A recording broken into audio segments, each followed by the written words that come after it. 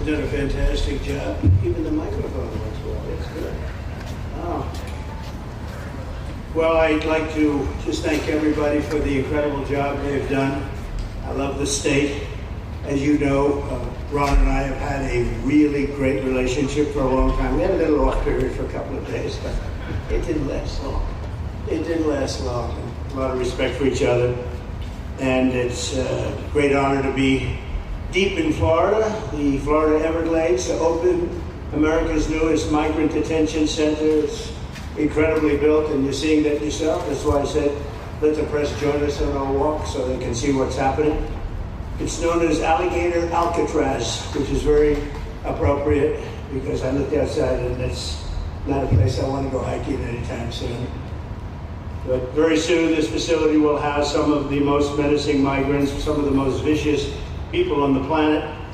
We're surrounded by miles of treacherous swampland, and the only way out is really deportation. And a lot of these people are self-deporting back to their country where they came from. Quite a few. Were amazed at actually the number. We took the FEMA money that Joe Biden allocated to pay for the free luxury hotel rooms, where he's paying hundreds of millions of dollars in New York City, and we used it to build this project. And Ron, was just a little fraction of that money. The money they spent on that project. I happen to know the real estate developer. He's a very wealthy. He never really made that much, but he became very wealthy. With luxury, he didn't do well. With people that are not exactly luxury, he's made a fortune. I want to thank Florida Governor Ron DeSantis and Secretary of Homeland Security Kristi Noem, and Florida Attorney General James Uthmeier. Where is James? Where is he? You do a very good job. I hear good things about you from Ron, too. No, you really do. He's even a good-looking guy. That guy's got a future, huh? Good job, James. I hear you did really, really fantastic. Worked hard. You're like in the construction business for a few days, right? Congratulations. For all the hard work and to make this facility possible. It's amazing. Thanks as well to Florida Agricultural Commissioner Wilton Simpson. Where is Wilton? Where are you? Hi, Will. It's been a long time. Thank you. Congressman Byron Donalds. Where's Byron? Hi, Byron. How are you? Good. Florida Speaker of the House, Daniel Perez. Daniel? Daniel, thank you, Daniel. Why, you didn't want to sit up here with us? Executive Director of the Florida Division of Emergency Management, Kevin Guthrie. Hi, Kevin. Good job. Acting Director of ICE, Todd Lyons. Todd, great job. And Senator Joe Gruters. He is a great guy. Where is Joe? We love Joe. Thank you very much. Thank you, Joe. Joe is great. With the help of those incredible Border Patrol agents, we now have the lowest level of daily border crossings ever recorded. As you know, last month, the month of May, just got released 2 days ago, the number of illegal aliens into the United States was zero. Zero. Even I find that hard to believe that. People that count them, radical left Democrats. So when a radical left Democrat tells me it's zero, I believe him. But there's still much work to do. In the 4 years before I took office, Joe Biden allowed 21 million people, that's a minimum. I think it was much higher than that, illegal aliens to invade our country. He invaded our country just like a military would invade. It's tougher because they don't wear uniforms. You don't know who they are. More than the populations of New York City, Los Angeles, Chicago, Houston, Phoenix, and Philadelphia combined. That's what came into our country from prisons, from mental institutions, from street gangs, drug dealers. Disgusting. This enormous country-destroying invasion has swamped communities nationwide with massive crime, crippling costs, and burdens far beyond what any nation could withstand. No nation could withstand what we did. And we're in the process of doing it, but we have some great people doing it now. And you see them up here with me. But it's, I'd call it like an unforced era. It's sort of like men and women's sports. It's sort of like transgender for everybody. How could they have done this to our country? And we're never going to forget it. Last year, 15% of all the hotel rooms in New York City were used to house illegal aliens at cost set. They never got for luxury. They never got this much for luxury people coming in from the wealthiest places on earth. They made more money with the illegal immigrants, with many rooms costing more than $300 a night, 6 times the rent of a typical American family. In Denver, Colorado, the city was forced to cut $10 million from its police and fire department budget as part of a $90 million plan to house illegal aliens. And it's a population that's growing and destroying Denver and growing, and again, it's destroying Denver, and it's destroying many other cities too. Likewise, one of the city's largest hospital system is drowning in unpaid medical bills, unpaid in the billions, after their emergency rooms were flooded with tens of thousands of illegals, leading to the closure of critical services. And these are really critical services. They can't even keep them open for American patients. The American patients were treated worse than any illegal immigrant. In Los Angeles, 1 in every 4 students in the public school system is from a household headed by an illegal.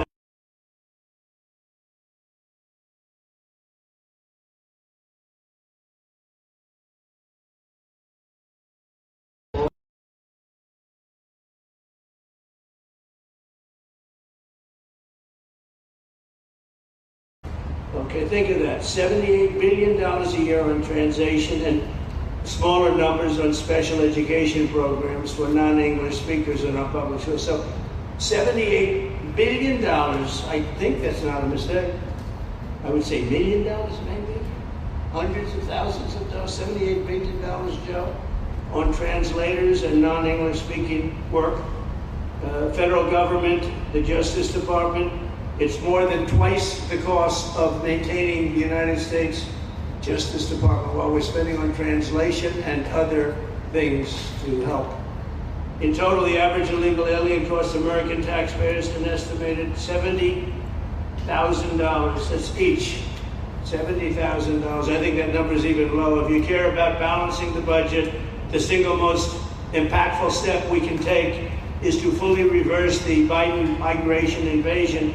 One of the worst invasions we've ever had. We've never had an invasion like this. We've had invasions, but we've taken care of them. We've never had an invasion like this, and it's with us. And we have some very bad people out there looking to do big harm. That's why the One Big Beautiful Bill includes funding for 3,000 new Border Patrol officers and 10,000 new ICE agents. And I've gotten to know the Border Patrol and ICE very well. Unlike Kamala, she was the border czar, but she never saw the border. She never made one phone call. She was some border czar. She would have been some president. Probably would have been slightly better than Biden, though.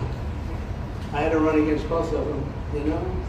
The one guy, it's like a fighter. You knock out the one guy who's doing better, then they put somebody else in. But fortunately, she was the stiff also. Otherwise, I would have been very angry. I would have been extremely angry. The heroes of ICE will also help round up and remove members of the savage drug cartels which are coming back into our country. And we got them out. Now some of them came back in. We just got them out again, and that's going to be a vicious cycle. But these are foreign gangs. They're horrendous people, killers, that have infiltrated our territory, including 8 which we have designated as foreign terrorist organizations, which gives us a lot more power for speed and getting them out much easier. And we had a great court victory, as you know, on Friday that allows us to do what we have to do from the Supreme Court of the United States.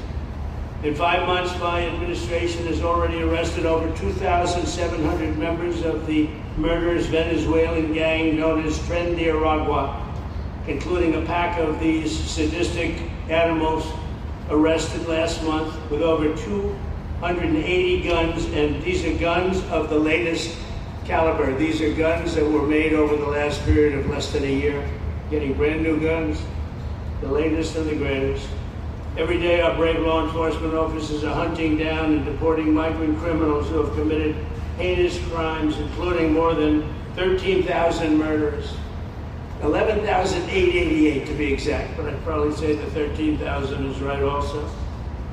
Think of it, 11,888, and more than half of them they committed more than one murder. So Ron, many of them are out of here already, but it's still it's a hell of a number to be confronted with. Just this year, ICE agents in Miami have apprehended illegals with arrests for murder, kidnapping, rape, child sexual abuse, and arson, people of the worst order. We're getting these monsters out of the United States, out of Florida, out of all the places that they're in. And on January 20th, I signed an executive order empowering governors and state police to be deputized to enforce federal immigration laws. And Ron's already taken advantage of it. It's a tremendous advantage for the states. Most of them are doing it. Actually, the blue states tend not to do it. Even a couple of them have, though. And I want to express my tremendous thanks to the state of Florida for embracing this opportunity and being a true partner. They've worked so well with the federal government. It's been just a beautiful, beautiful partnership. So, Ron, I'd like to thank you personally. You are my friend, and you'll always be my friend. And we may have some skirmishes even in the future. I doubt it, but I will always come back because we have blood that seems to match pretty well. We have a relationship that's been a very strong one for a long period of time, and I appreciate it, very much appreciate it. And also, Secretary Noem, I'd like to have you say a few words. You have been unbelievable, the job you've done. You and our favorite person, Tom Homan, have done, and your whole staff, because it's a lot of people, and Tom acknowledges it all the time. He respects you so much. He respects the staff that you both built. And you're really doing one of the great jobs. And it was great that you could work with Ron in Florida so well. Built such a great facility. So please say a few words. Thank you very much. Thank you, Mr. President. First of all, I want to thank you for putting the safety and the security of the American people first.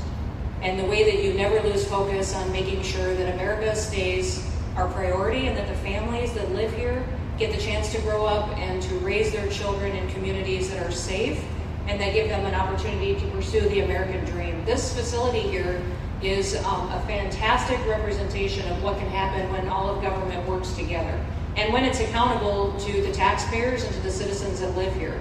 The President signed an executive order that allowed us to build partnerships with states and with local law enforcement officers, which is exactly how things should function in this country. More power, more authority given to people locally so that they can take control of their own destiny. And so we have already been working under the 287G program to deputize law enforcement officers, whether they be state highway patrol, local sheriff's departments in all of our states, and allow them to go out with our ICE officers, our border patrol officers, and make sure that we're getting the worst of the worst off of the streets. We also recognize that as we've been doing that and returning people back to their home countries, that we need detention facilities. We need beds to put them in place so that they can have their due process before they return home.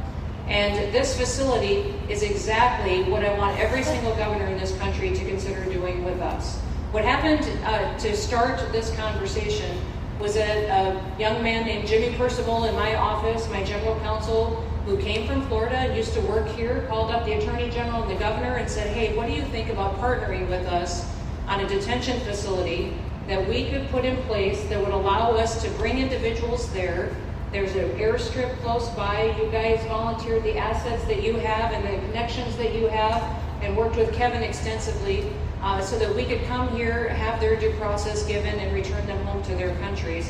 And in 8 days, this facility has been stood up. And I want everybody to recognize that the detention facilities that ICE adheres to is a higher standard than is required at state levels, at local Department of Corrections facilities, sheriff's offices. This is a state-of-the-art facility, air-conditioned, isolated though for security purposes, which is very helpful.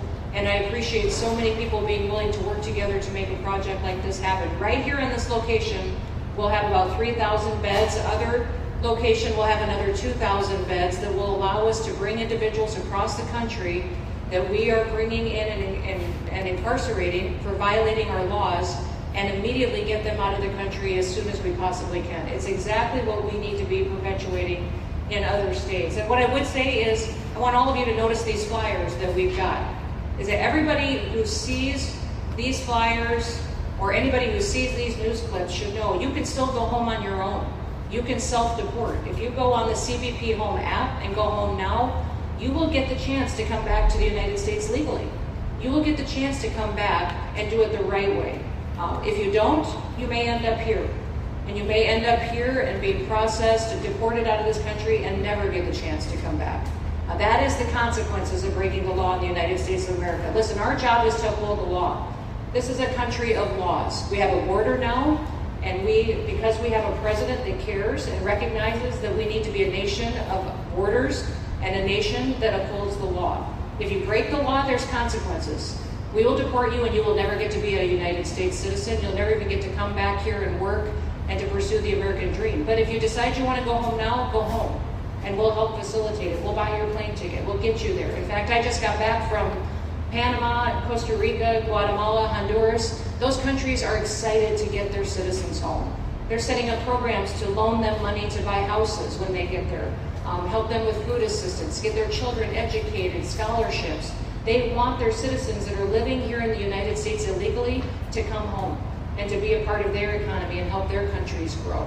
So this is a win-win for everyone, and I just want to end, Mr. President, by thanking our law enforcement officers, by thanking our ICE officers and our Border Patrol officers for what they do every day. They are out on the streets, and violence against them has increased over 500% since Trump has gone back into the White House, because he's upholding the law and because a bunch of liberals, socialists, and Marxists are out there lying about what President Trump is doing.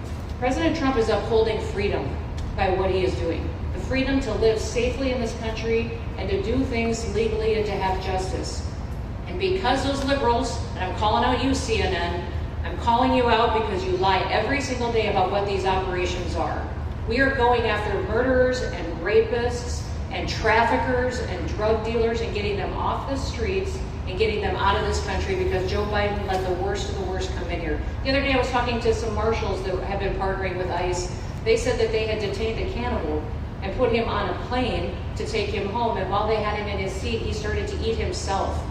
And they had to get him off and get him medical attention. These are the kind of deranged individuals that are on our streets in America that we're trying to target and get out of our country because they are so deranged they don't belong here. And they shouldn't be walking the streets with our children. And they shouldn't be living in the communities with our families who just want to grow up, go to job, raise their children to grow up and get a job and to live the American dream. So thank you to all of our law enforcement officers, those in our military that have been helping, our National Guard. Thank you to Governor DeSantis for stepping up and being an example to other governors. I hope my phone rings off the hook from governors calling and saying, how can we do what Florida just did? How can we do exactly what they did? Because of this, we need this big, beautiful bill. We absolutely have to have this big, beautiful bill that has the funding so that we can continue this operation and we can get those bad criminals off of our streets and have the officers to do it so that when they go out on an operation, somebody's got their back. Somebody's got their back, they can do it safely, and they can go home to their families at night too. So this bill needs to pass through Congress so we have the resources at the Department of Homeland Security to make sure that our homeland truly is secure. Mr. President, thank you for Stephen Miller. I just want to thank you for him. This guy calls me night and day and tells me all of his wise advice and wisdom, but he's a rock star because he loves this country and he's passionate about making sure that nobody is prioritized over an American citizen. We love everybody. We do. We love everybody. Not everybody. Well, a lot of people. But we shouldn't be putting people illegally above citizens. We should be making sure that we do things right. And that's what America has always stood for, and we're an example to the rest of the world because we do it right. So, Mr. President, you surround yourself with great people, and I think that's because everybody wants to work for the greatest president that the United States has ever had, and that's President Donald J. Trump. So thank you, sir.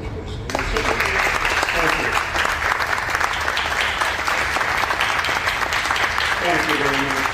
And I have to say that, when Christie's name was put before me by Tom Homan, by the way, because I wanted him for the border, and somehow I thought I was going to be good in that sort. But he didn't want the upper job, and I said, who do you recommend? Christie Noem. I said, oh, are you kidding? She's great, but she's such a fine, elegant person. He said, sir, she's tough as hell. I said, are you sure?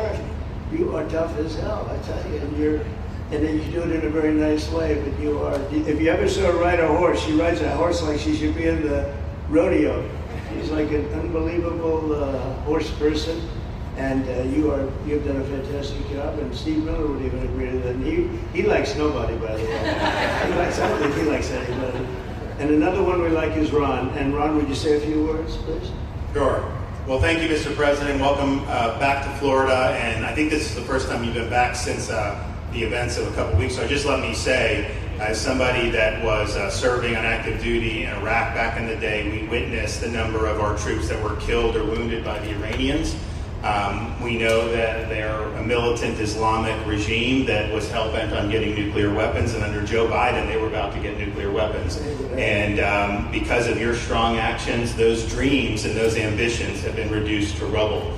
And I thank you. I know a lot of veterans thank you, and people in Florida really thank you for stepping up and really making a strong, tough, but strong decision. I think we're much safer as a result of that. Now, on the immigration, I think President Trump's election represented the chance for us to finally solve this illegal immigration and border problem once and for all. I knew he was going to do the border, although he did it very quickly and very thoroughly. I think that no one can say that that's been anything but a spectacular success. But then we have the issue of Biden let in how many millions of people? And you had millions that had been in over decades previous to that. You can't have a country if you don't have respect for the rule of law. You can't have a country if foreigners get to decide who comes in. No, we the American people make that decision, who's allowed or not allowed to come into our country. We've seen Europe be overrun by open borders, so we're not going to let that happen here. So when the president got elected, I knew that the states had an important role to play in facilitating this really, really historic mission. We're the only state in America, in Florida, that requires full cooperation with ICE from all state and local law enforcement entities. And what is the net result of that? We have these agreements for these 287G task force with sheriff's departments, police departments, state agencies, and it's really instrumental in rounding up a lot of really bad people who shouldn't be here. If you look at the number of those full-blown 287G agreements that have been executed around the country, the state of Florida accounts for 60% of those. If you look at the number of immigration arrests of illegal aliens on any given day, the arrests happening in Florida constitute between 15 and 20%. Nationwide. So we're all in on this because we understand how important it is to our citizens. It crowds schools, it crowds medical, it crowds housing. Yes, you have illegal alien crime as well, and people want the problem solved. And the only way we're going to solve it is if states like Florida step up and help the president, help Secretary Noem get the job done. Now, this facility here was really in response to us working with DHS and ICE from the time the president got sworn in. And the number one thing they kept coming back to was, Biden decimated the agency. I mean, let's just be clear. You could have illegals in Florida. Biden would just release them. Even when they had notices or they had orders to be removed, Biden wouldn't send them back. So there were interior enforcement collapsed under Biden. So they're building it back up. But they're like, we need detention space in order to be able to bring about more deportations. And so what we have here can hold 3,000 now. We have 2,000 facility up at Camp Blanding that we're going to be open, which is our National Guard site. But think about what you have here. They come here, say they already have been ordered to be deported. You drive them 2,000 feet to the runway, and then they're gone. It's a one-stop shop. And this airport that's been here for a long time is the perfectly secure location. It's going to make a big difference. And let me just thank everyone who was involved. We got the call from DHS a little bit more than a week ago, and here we are 8 days later with this facility open, and as soon as Air Force One departs, it'll be swept, and it'll be open for business to be able to do. But our goal here is to process them and be able to effectuate their return to their home country. This is the opposite of what they were doing in New York by just putting them up in a hotel and then just letting them stay there indefinitely. No, we want to be able to send back. And when you walk into the processing, the President and I, Secretary Noem, Kevin Guthrie, walk through that initial intake, the first thing you see is information on how to go home on your own. Why would you want to come through Alligator Alcatraz if you can just go home on your own? I think a lot of people are going to make that decision. So you're going to have a lot of deportations that are going to be done by the administration, but I think you're going to have a lot of voluntary as well. So this is a force multiplier for the president's efforts. I would just say and echo what Secretary Noem says. There is no reason why other states can't be doing it. And I know Louisiana, Texas, a couple of them, but we've got if only the red states did this, they would be able to expand their capacity by tens of thousands, maybe 50, 100,000 on a given day. That's how you really start to make a difference. And so we're proud to be able to partner with the Trump administration on that. Mr. President, thanks for coming down. I think you highlighting this is going to move the needle in a big way throughout the country, and I think it's going to help all of us achieve the really big results that I think our voters want to see. Great job. Thanks. Thank you, Mr. President, for the opportunity. My name is Kevin Guthrie. I'm the Executive Director of the Florida Division of Emergency Management. I'd also like to thank President Trump, Department of Homeland Security's Secretary Noem for joining us here today and for their continued support. I want to thank first by thanking the man to my right, and that's Governor Ron DeSantis, whose bold leadership and swift action made this project possible. Make no mistake, this facility would not be standing here without the President, the Secretary, and the Governor's vision and determination to uphold the rule of law. Florida is and will always be a law and order state. Even before the President took office, the Governor made it clear that illegal immigration would not be tolerated in the state of Florida. When the President and the Secretary asked Florida to help, the Governor empowered our state and private partners to work collaboratively and deliver real results on a rapid timeline. The Florida Division of Emergency Management is best known for leading the nation in hurricane response and other natural disasters. We understand how to act fast without bureaucracy in the face of any emergency. Our teams built roads in 8 hours, bridges in 3 days, base camps in 72 hours, and full causeways in 2 weeks. Getting things done quickly, efficiently, and correctly is at the core of our mission. We simply just want to be the best at what we do in the nation. When the Governor called me, we answered. And we were proud to bring our logistical expertise to the table. We know how to set up base camps for guardsmen, first responders, linemen, volunteers, and other aid sources, and distribute that in a matter of days before a storm. We're able to translate this knowledge to what we did here at Alligator Alcatraz. Florida has put the best teams together who check their individual logos and egos at the door to get this done. Not just for you, Governor, but Mr. President, for you as well. There are over 13 different vendors that came together to get this solved in 8 days. Truly a whole of private sector partnership to get that done. Behind you on these boards, in only 8 days, we have built a fully compliant detention facility with a detainee capacity of up to 3,000 people, with room for additional capacity if you ask us to do so. The detention facility includes over 158,000 square feet of housing and is a fully aluminum frame structure rated for winds of 110 miles an hour or a high-end Category 2 for those people that don't think that we're taking that into consideration. This is Florida, by the way.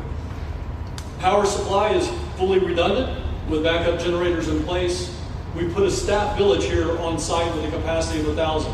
Our services are hot meal 3 times a day, 24/7 medical facility, pharmacy, air conditioning, access to indoor and outdoor rec yards, legal and clergy support services, laundry. Our security element is over 200 security cameras throughout the facility, more than 28,000 feet of barbed wire, 400 plus security personnel to include 200 men and women, soldiers and airmen underneath Major General John Haas's command as the Adjutant General of Florida. And it's all surrounded, as you pointed out, Mr. President, by 10 miles of beautiful Florida Everglades. Contingencies, as with all state correctional facilities, we have a hurricane plan. We will not wait for a Cat 2. We will follow our normal evacuation procedures as we do for any other facility statewide in our great state of Florida. We have on-site fire and EMS resources so that we do not we don't burden the locals with any type of response. All in all, sir, this has been a perfect state logistics exercise for this hurricane season. Everything we did here in the last 8 days God forbid, if we have a hurricane, we're going to do it again. This was a dress rehearsal for us, and we are ready, willing, and able to support you, sir, the governor, secretary, and everything that you need us to do. Just a week ago was a taxiway and a runway, and now is a fully functioning facility. We are happy to support you, Mr. President, Governor, Secretary.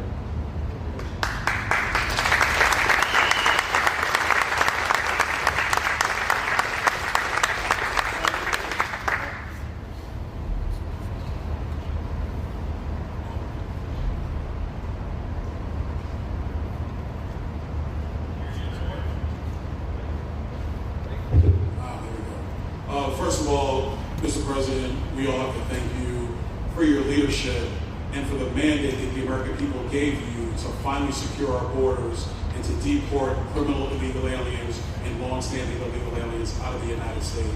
That is a mandate given to you by the American people. I know Secretary Noem, Stephen Miller, Governor DeSantis, myself, on behalf of the other members of Congress in the Senate, and of course here in Florida, we are behind you 100% in that mission. To the Governor, I really appreciate you and commend you for your leadership on this, taking swift, decisive action to building this facility.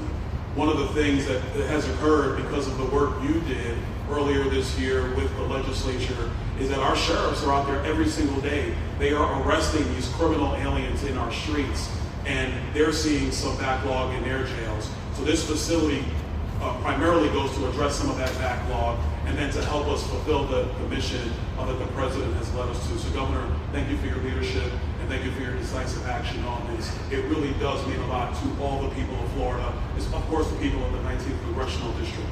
Secretary Noem, I mean, what can I say? The President's right here, double tough. So we appreciate all your leadership. You and Tom Homan have been doing a great job. And I'm actually going back to DC after this because we have to vote on one big, beautiful bill in the House. We have to get that to the President's desk so we can get you the resources that you need to fulfill the mission that the American people have asked us to do. I totally agree with what Mr. Guthrie has said. This is a logistical marvel when something like this occurs. We've seen Florida Department of Emergency Management answer the bell time and time again. The governor has said we need to accomplish this, and DEM gets that job done. And we had a side conversation about, I know there were some concerns. People were like, well, what happens if a hurricane comes? What happens if this happens? And I looked at Kevin Guthrie and I said, you already have a plan, don't you? And he goes, of course we have a plan. You know that we do. This is what Florida does, Mr. President. And so I want to commend you for your leadership and your vision on this. Governor, thank you for all that you've done with your vision and determination. Secretary Noem, we're going to get the bill done so you get the resources you need. Mr. President, good news. The big, beautiful bill just passed in the Senate. Oh, thank you. Wow. Thank you. You know, I'm waiting, listening to these wonderful words, and they are music to my ears, but I was also wondering how we're doing, because I know this is prime time. It shows that I care about you because I'm here and I probably should be there, but we do care. Thank you very much. James, please. We're all happy to hear this. Yeah. Well, I can speak on behalf of all of our sheriffs, state law enforcement, our police chiefs. We are going to continue to make arrests, pedal to the metal, as many as we can. We want to fill this place up. The governor and Kevin have shown they can build bridges in 3 days, so why not some detention facilities? Hopefully there's more. You really kind of the inspiration for this. We like the idea of reopening the original Alcatraz. I don't know if that can happen or not, but we thought, hey, we've got our own natural Alcatraz in the middle of the Everglades. Great runway, great perimeter, so let's make it happen. In Florida, we walk the walk, and we will deliver for all of you. Thank you. Well, I heard you were responsible for the locational pick, and you cannot have picked a better location. I said, whoever the hell made this choice, I know you're taking a little heat from some environmental groups, but I take it all the time, and that's an honor. But I heard you were very responsible for that choice, and that was a big choice. Thank you very much. Great job, James. Thank you. We want to finish over here, and then we'll go over here. We'll go back and celebrate the big, beautiful bill that they just got passed. You sure that's right, Brian? Yes, sir. Right. Mance and the tiger. Wow. He's doing a good job. Wow. Mr. President, first of all, I just want to say how grateful we are that you're back here in your home state of Florida. You've been doing an amazing job, not only on our border, but around the world, keeping this country safe and Americans. We are grateful for your leadership. God had a plan for us, and it was Donald Trump. So thank you for that. As a member of the Immigration Board and as the Commissioner of Agriculture of this state, I've been happy to help lead with the governor and the rest of the cabinet on this issue. We're very proud, Secretary Holmes here today and others, to represent not only the United States in our efforts to make this commitment to keep our citizens safe, but we're going to continue in Florida to remove the barriers to have your vision come true of a safe United States. We're going to get these illegals, the illegal criminals out of this state, and we really appreciate you and your leadership of this effort. So thank you. Thank you very much. You're doing a great job, too. Thank you. Thank you, Mr. President. Joe Grugers, State Senator. I'm a member of your Homeland Security Advisory Council, your Vice Chairman. Thank you for that appointment. And thank you for coming back to Florida and everything that you do. Every single day you are delivering on the promises that you promised to us at all of the events you've done throughout the years, but specifically this last campaign. You deserve all the credit for everything, and you're surrounding yourself with incredible people like Secretary Noem, Stephen Miller. And just like your big, beautiful bill here in Florida, there was a lot of commotion about our immigration bill. And we had 3 B's in that: feds, badges, and bad guys. And this goes right along with our beds and the resources. And I give the governor, Ron DeSantis, a lot of credit for stepping up and making sure that we all work together, because at the end of the day, even if sometimes there are skirmishes, as a result of the back and forth, we ended up with a better bill, and we all win. And what we're doing here in Florida hopefully will happen all across the country. You've done, your leadership is amazing. Keep up the great work, and just know that Florida loves President Donald J. Trump. Thank you very much. Appreciate it for a long time. Appreciate it. By the way, Okeechobee is something that we did together also. And that was a lot of money spent. I hope it was well spent. I know we did a Rolls-Royce job, but it's a lot of money that was spent out there together. How's it going? You can delegate that to us because we move faster than the Army Corps. So we will finish that reservoir. If you delegate it to us, I'll get it done and much quicker. Oh, I would do that. Okay. I'll tell you, let me ask myself permission. Permission granted. Get it complete. All right, we're gonna go talk to the Army Corps then after this. Please. Thank you. Sir, just first on behalf of the men and women of ICE, we just want to thank you for allowing us to do our job again. You know, your vision and under Secretary Noem's leadership, this is what the American people want. And I hope that you see great results of what we're doing out there every day, getting the worst out of our communities. Because of you and Secretary Noem, I have the privilege to lead one of the most premier and the finest law enforcement agencies that we do have in the United States. And the men and women of HSI and ERO Miami do incredible work like you highlighted. And with the governor of the state of Florida, the partnership in Florida has been amazing. The 287G program is only going to help us to identify all those known gotaways and get the worst of the worst out of the neighborhoods. And through our Homeland Security Task Force, we are going to make America safe again. So thank you very much to both you and the Secretary. Thank you, John. Great job. Really great job you're doing. Thank you. Please. Good morning, Mr. President. Thank you so much for coming. Again, as Garrett Ripp, I'm the Field Office Director for ICERO here for the Miami Field Office. Incredible collaborative work we've been doing together, working with the state, working with our local partners. And again, just the 287G is going to open up that aperture and allow us to get those bad hombres off the street and get them into this facility. And we're looking forward to it. And again, just appreciate all your support. Thank you. Always thank you. You've always been so great. Thank you very much. Please. Good afternoon, Mr. President. On behalf of Air Marine Operations, my name is Andres Blanco. I'm the Executive Director for Southeast Region. AMO continues to execute and support your executive orders. Air Marine Operations brings a unique capability both in the air and the maritime domains. And in partnership with our Border Patrol, OFO officers, and ERO, we continue to conduct effective operations both interior, along the border, and along the maritime approaches. Thank you very much. Good job. Good afternoon, Mr. President. Jose Figueroa. I am the Acting Special Agent in charge for Homeland Security Investigations here in South Florida, and our office covers from Key West to Fort Pierce. Tremendous collaboration here with the state and our federal partners. HSI is conducting criminal investigations into TDA, MS-13s that are involved in human smuggling, sex trafficking of minors, and we'll continue that effort with your support. Governor DeSantis, thank you very much for this facility. Looking forward to continue the great work. Thank you. Thank you very much. Steve, would you like to say something? Our star. Thank you, Mr. President. I just want to say on a personal note, getting to watch what you've done over the last 5 months to deliver on a 50-year hope and dream of the American people to secure the border. When President Trump came into office on January 20th, the United States had endured the largest wave of illegal immigration in human history. Not just American history, human history.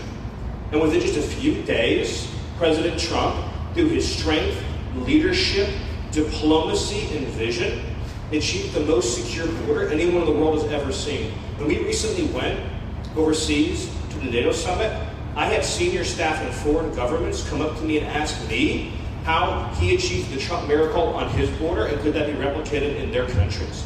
For individuals who don't work in this space, to have 0 successful illegal entries in an entire month should be an impossible achievement.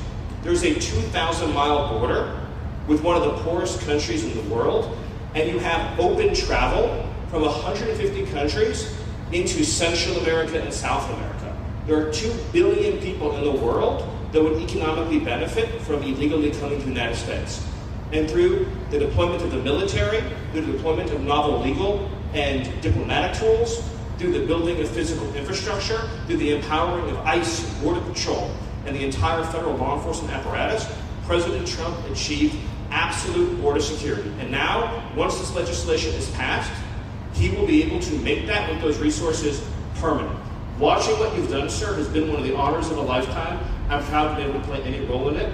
And what President Trump is going to achieve next with the resources in this bill will make America safer, stronger, freer, more sovereign, and more prosperous than it has ever been before. Thank you, sir. Thank you.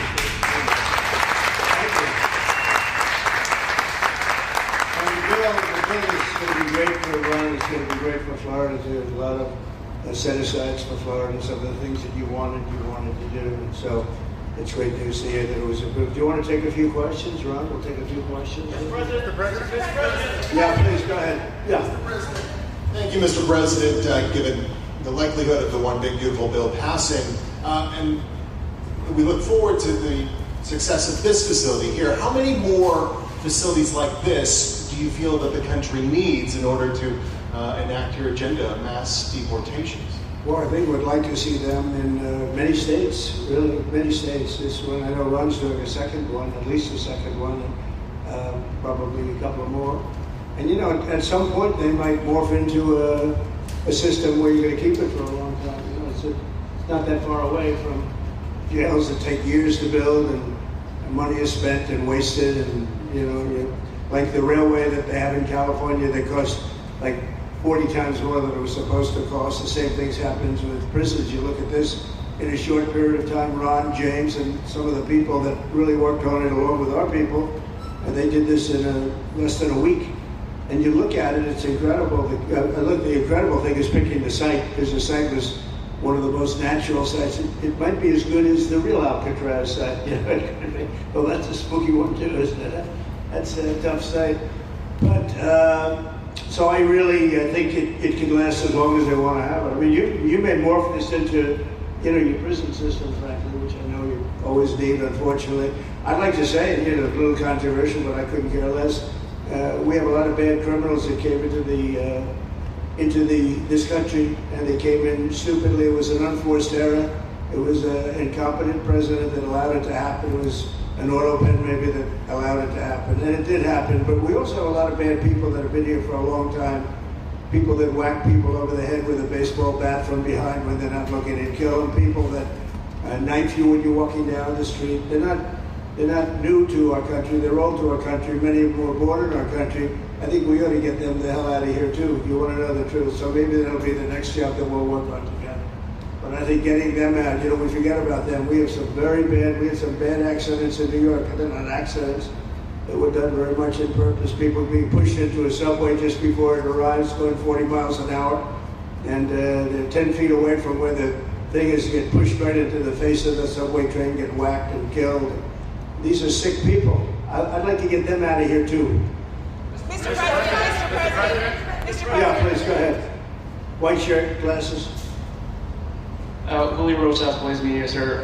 A couple months ago, I ran into former DHS Secretary Mayorkas, and I asked him a couple questions about his disastrous handling of the border. He didn't like my questions.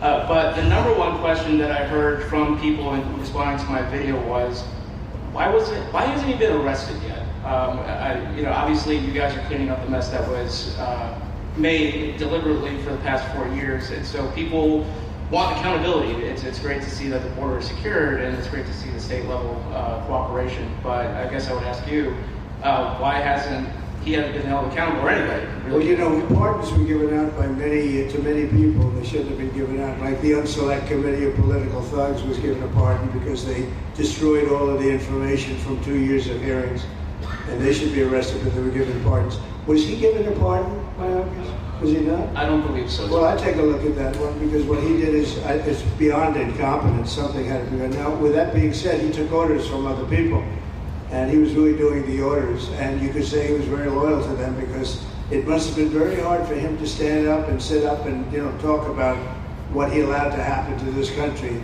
and be serious about it. So he was given orders. If he wasn't given a pardon, I could see looking at that. Why don't you take a look at it, please? He was impeached, but yeah, it was just a fake impeachment. It was a fake impeachment. Why don't you take a look at it? I think he was so bad. They were all so bad. Look, it was the worst president in the history of our country. We've had some bad ones, but he was the worst president. But somebody told Mayorkas to do that, and he followed orders, but that doesn't necessarily hold him harmless. So take a look at it. Very good question, actually. Thank you. Mr. President. Yeah, please. Go ahead. Mr. President, you and the Secretary have both said that many people have self-deported since you came back into office. How many is many, and has the rate gone up? How do you see the tempo of that moving forward Sure. going on?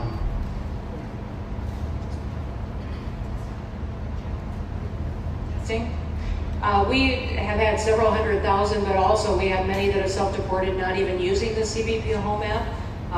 When I have gone to these other countries to negotiate security agreements and information sharing on criminals, who's coming and going into their countries, they report that hundreds of thousands have come home that weren't on our radar, that they are coming home on their own and self-deporting because they want the chance to be able to go back to America someday. So we believe it's over 1 million, possibly more than that. I'm asking all of those countries for their information on what they have of individuals that may have returned home, that they have taking advantage of their programs to help them become a part of their civilization again too. So we know it's over 1 million, but we have to, I'm getting more information and that number will grow.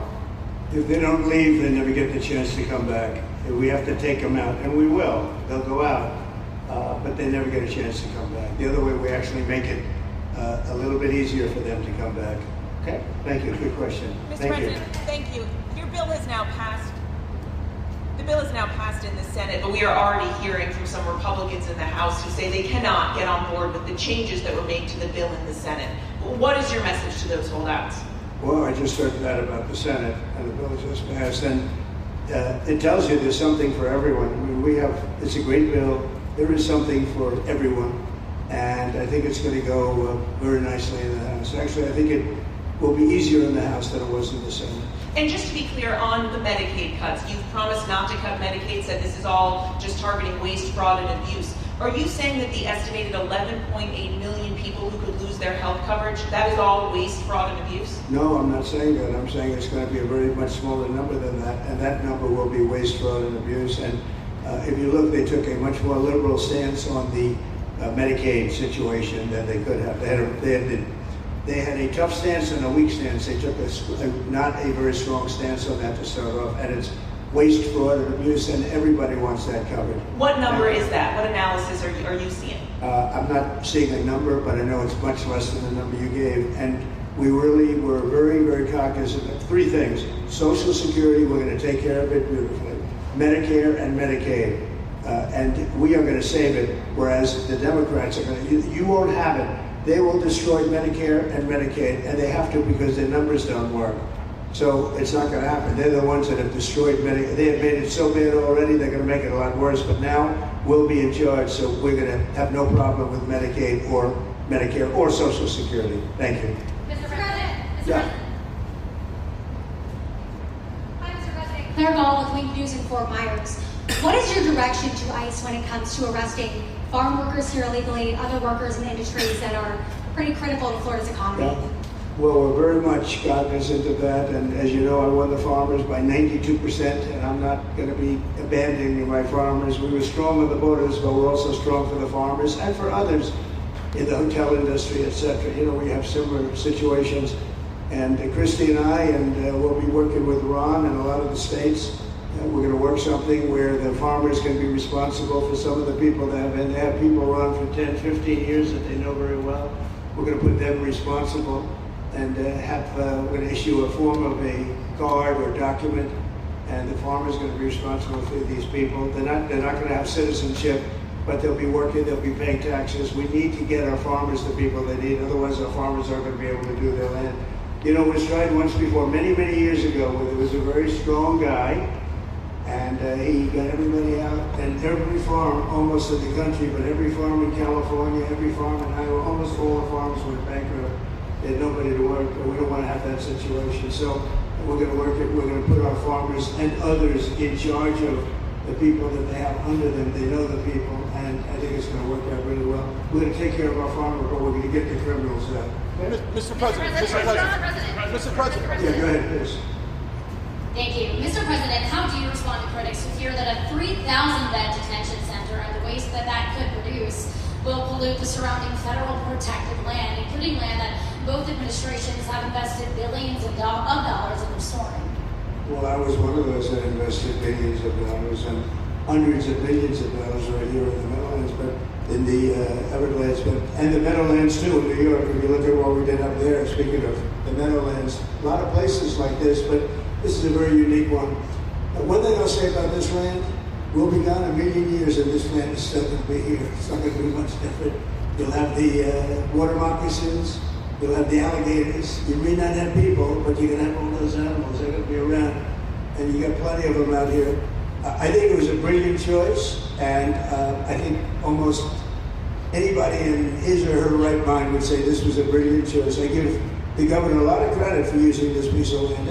And in addition to that, it's on top of something that was already developed. It's an airport. You know, you have the runways, it's already been developed. So it's not like you're dropping dirt right into the thing. There was zero movement of that. That was done many years ago because the airport's very old, but it was an abandoned railroad, an abandoned airport. And frankly, it's like perfect. And you can do expansion on this site substantially without doing anything. So the people, I heard them complaining about the Everglades. There's no, I don't think you've done anything to the Everglades. I think you're just enhancing it. This was already here. How long has the airport been here? Decades. Many decades, yeah. And they have, Kevin, all these guys, you know, have a waste plan, like the wastewater gets trucked out, potable water gets, literally, they have, even our DOT has put things up in case there's any seepage, which we don't. So you are literally doing this on concrete that's already here. So I don't think those are valid and even good faith criticisms, because it's not going to impact the Everglades at all. The president's been a champion, we've been a champion, really changed the game in Florida on it. I think it's just people don't want to see illegal immigrants deported, and that's their ideology, and they have a right to that. But illegal immigration is unpopular, so they know that they're going to have less effect. So they're going to say, oh, well, no, it's just about the Everglades. But really, I think a lot of those people, they just don't want to see illegals deported. Because if you actually hear everyone's here, you obviously know there's zero land. Mr. President. I ran on the issue of illegals, and we have to get them out. And I won 82% on that issue.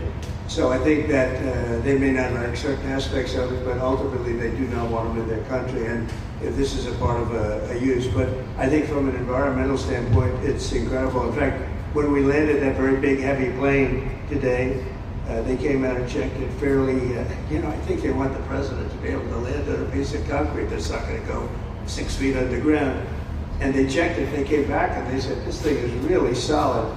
So it's been there a long time. It's going to be here a long time. And it was a great choice, I would say. Thank you. Mr. President. Yes, please. Brian, go ahead. Yes, sir. The people of Syria were recently seen on the streets waving American flags, chanting Trump, Trump, Trump. They're so appreciative of the economic sanctions that were lifted on that country, giving them a little bit of hope for prosperity. You want to comment on that? Well, they're great people. And the man that is leading them has a reputation. He's the head of some pretty tough organizations.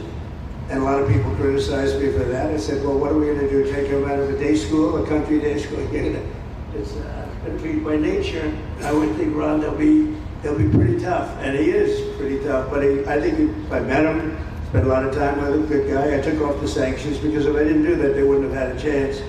And Syria has a chance. The people are great. They work hard. They're very smart. It used to be a place of professionals, accountants and lawyers and doctors and high academic credentials in that part of the world. And I think it's going to work out great. I took off the sanctions and they were very appreciative. They were shocked, but they were very appreciative. And we're giving them a chance at survival. With the sanctions, it couldn't have worked. Thank you. Mr.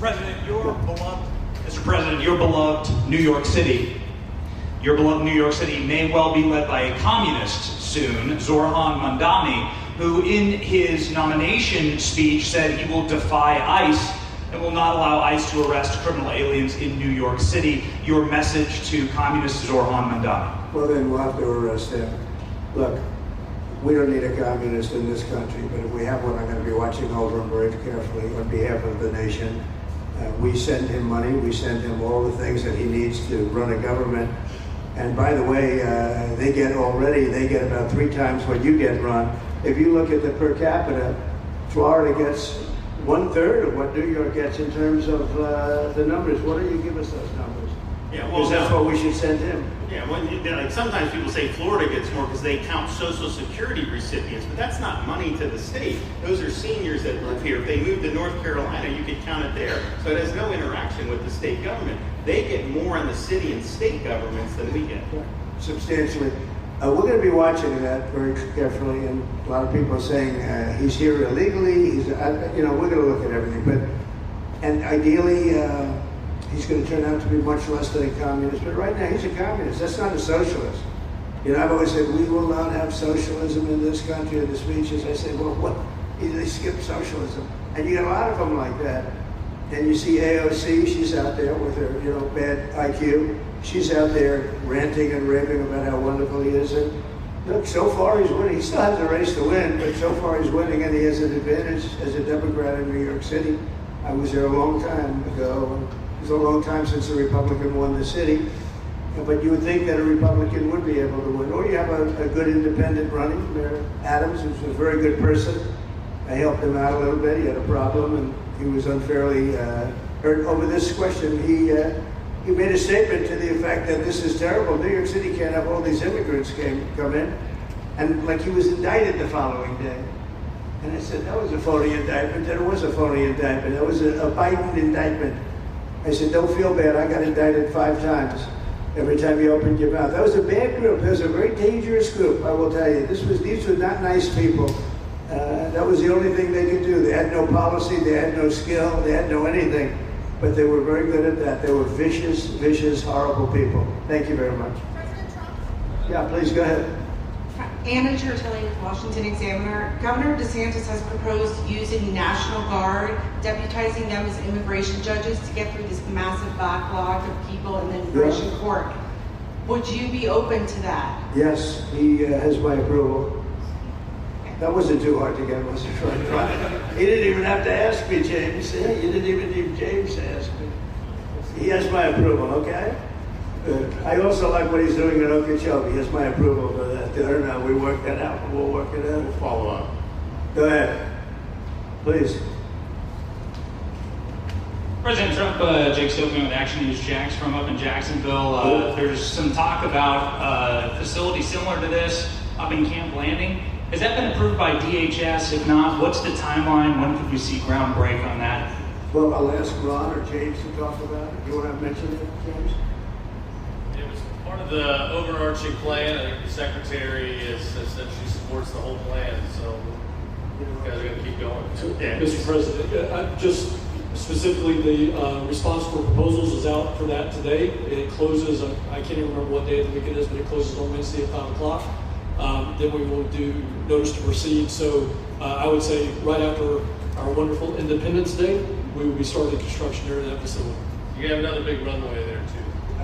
Wow, well, I love these runways. It's really convenient, I must say. Having a runway is a nice thing. Today you don't get runways approved. I will tell you, it's tough to get a runway. Although in the age of Trump, you get them approved fast.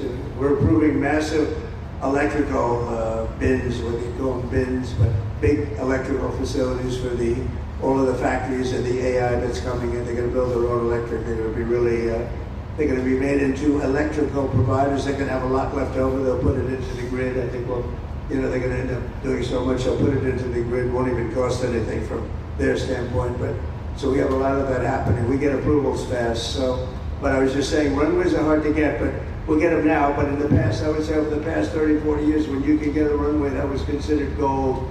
Okay, please, go ahead. Go ahead. Sure. I got one. Okay, go ahead. Yes.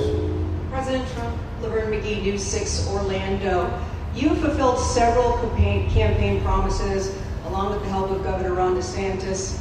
What is the next campaign promise that you plan to fulfill to the American people?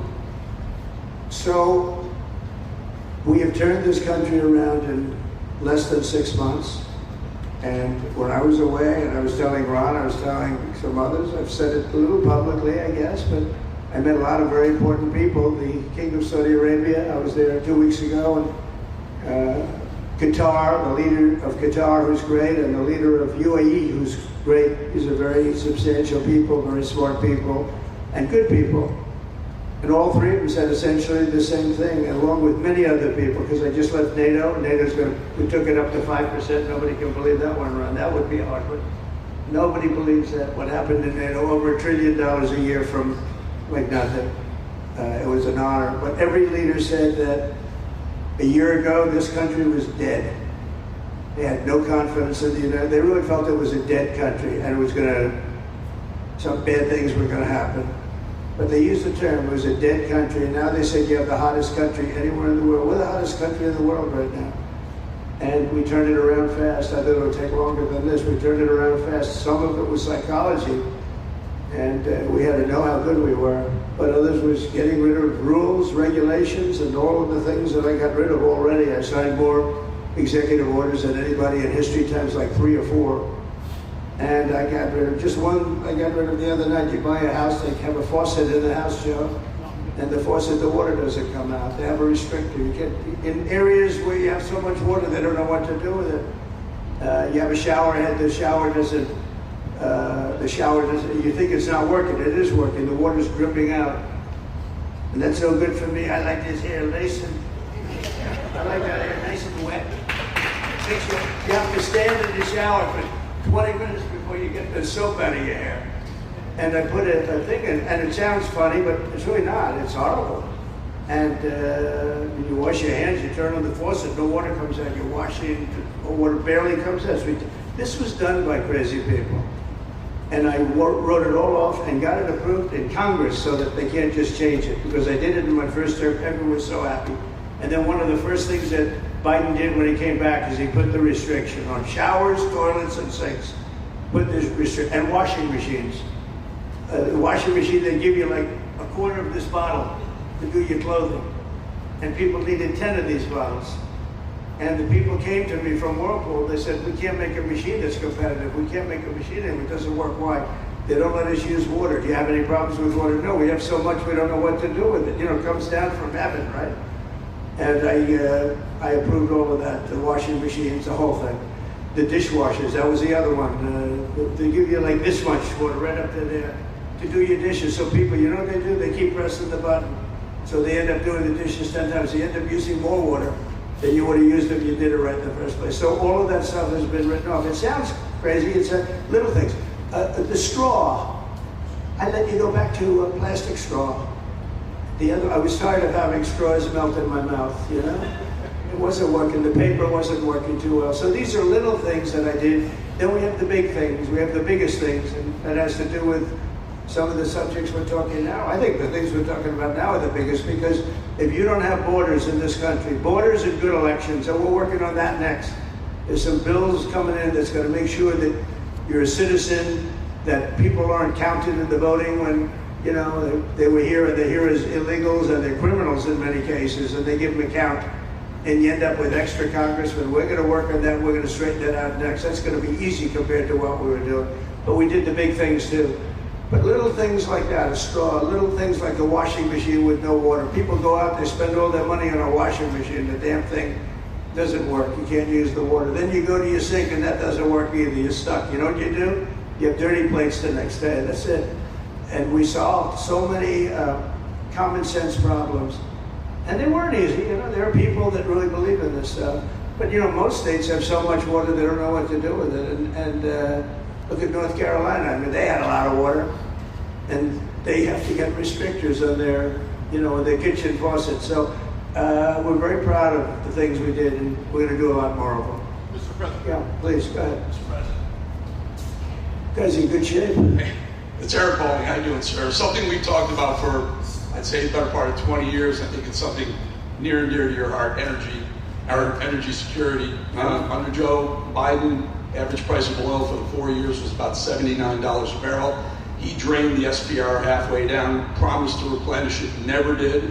Right. Under you, first term, $53 average price for 4 years. Biden was $78 for 8 years. It was never refilled. The question now, it's $64 or so. Yeah.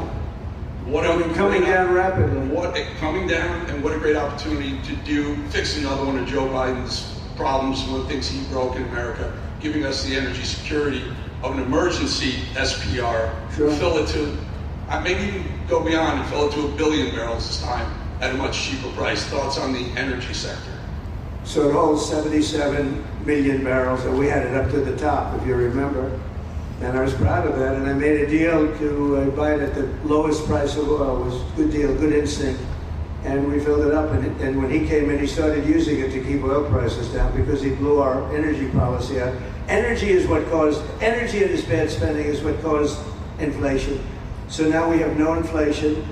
Gasoline just hit $1.99 today in 5 states. $1.99, isn't that a nice sound? It was up to $4. And going up to 5, 6, and 7. In California, it was $7.70. But we just hit in five states, $1.99, $1.98. And it's coming down to that level, so that'll be a big thing. And one of the reasons the prices and costs are going down when you go to the supermarket, because I said I was going to get costs down. We're getting the cost down. Food is coming down. When I came out, my first week, if you remember, I had a lunatic reporter screaming at me saying, eggs are going through the roof. What are you going to do about eggs? I said, I just got here. I didn't know anything about eggs. I had to call you. I said, look, I just got here. Tell me the problem. Well, they doubled in price and they're going to be 5 or 6 times higher. They were right, actually. I said, let me work on it. And now we have eggs down to the same numbers it was when I first came in. You know, we lowered the cost of groceries. A simple word like that, groceries, it was like almost a strange word. I hadn't heard the word in so long, but what could be more beautiful than the word grocery? And we have the prices way down. We have the energy way down. Energy brought the groceries down, if you want to know the truth. And, you know, so we think we're going to get it lower, and we're going to fill up the it's called the Strategic National Reserves. I had it topped out, and this guy would use them every time before the election. He'd use them whenever they had an election. It was artificial. But believe it or not, as big as that are tens of hundreds of millions of barrels of oil, all filled up at low prices. But it was really meant for wars, and it wasn't meant for keeping your prices down during a holiday so that somebody could get elected. But they used it, and they didn't bring it. The only mistake you made, they didn't bring it a little down. They brought it right down to the bottom. The thing is practically empty. They never filled it up. They never spent 10 cents in filling it up. And we'll do that. When the market is right, we'll fill it up. I want to fill it up when the market's right. Thank you. How about one more question?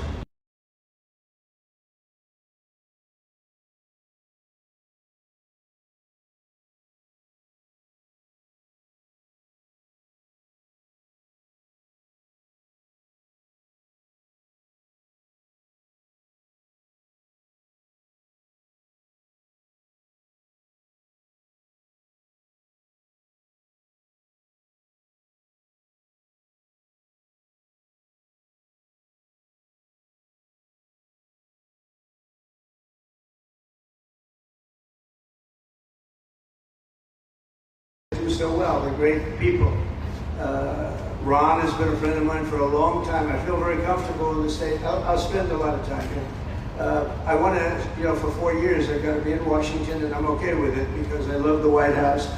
I even fix up the little Oval Office. I make it, it's like a diamond. It's beautiful. It's so beautiful. It wasn't maintained properly, I will tell you that. But even when it wasn't, it was still the Oval Office, so it meant a lot. But I'll spend as much time as I can here. My vacation is generally here because it's convenient. I live in Palm Beach. It's my home. And I have a very nice little place with nice little cottage to stay at, right?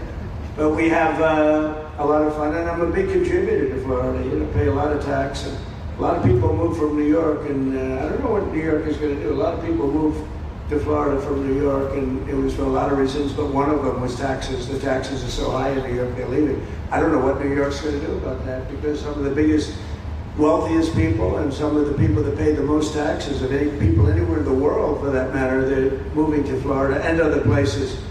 So we're going to have to help some of these states out, I think. But thank you very much. I'll be here as much as I can. Very nice question.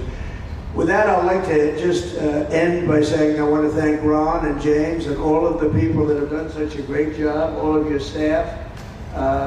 Really fantastic work. And it really started with site selection. You can do a great job, but if you have the wrong site in real estate, you have the wrong site, you're dead. And this was a great site selection, despite what you may read in the environmental press. Good job. And this was an honor for Christy and myself and Steve and all of our people to be here. And I also appreciate the media. They've treated us very fairly. Over the last few weeks, I've been treated very nicely. And it's so unusual. I'm not used to it, but we've gotten... Thank you for calling out. I was questions. So I want to thank you very much and say hello to our friend. And I will see a lot of you. Thank you very much. We're going to make America great again.